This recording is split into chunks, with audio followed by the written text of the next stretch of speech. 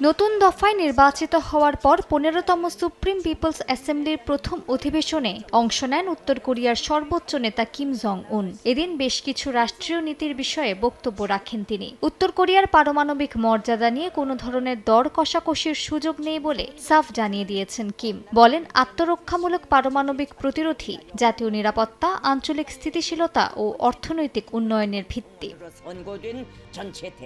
অধিবেশনে মার্কিন president Donald ট্রাম্পের নাম না নিয়েই যুক্তরাষ্ট্রের প্রতি সতর্ক বার্তা দিয়েছেন উত্তর কোরিয়ার সর্বোচ্চ নেতা।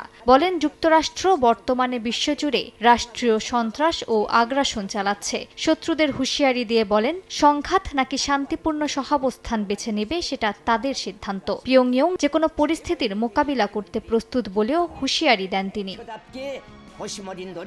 একই সঙ্গে দক্ষিণ কোরিয়াকে সবচেয়ে বৈরী রাষ্ট্র হিসেবে আনুষ্ঠানিক স্বীকৃতি দিয়ে সম্পর্কের নতুন কাঠামো নির্ধারণ করেছে পিয়ংইয়ং। সিওলের যে কোনো পদক্ষেপকে সার্বভৌমত্বের হস্তক্ষেপ হিসেবে দেখলে নির্দয় প্রতিক্রিয়ার হুমকি দিয়েছেন কিম। এই অবস্থান দুই কোরিয়ার মধ্যে অবশিষ্ট কূটনৈতিক যোগাযোগ আরও সংকুচিত করতে পারে বলে মনে করছেন বিশ্লেষকরা।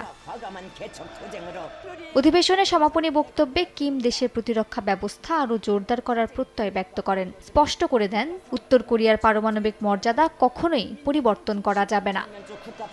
মালিহা সুহরওয়ার্দী, সময় সংবাদ।